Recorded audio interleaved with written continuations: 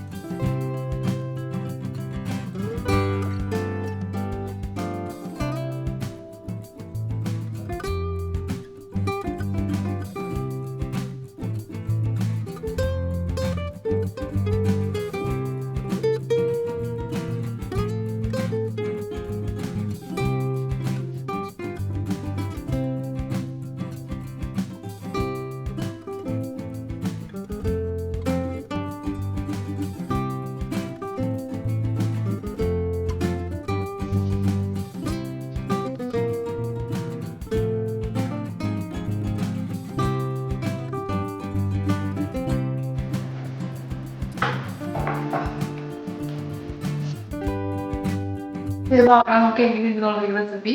നല്ല സ്പൂൺ എടുത്തിട്ടുണ്ട്. വേറെ ടേസ്റ്റ് നോക്കാൻ പോവാണ്.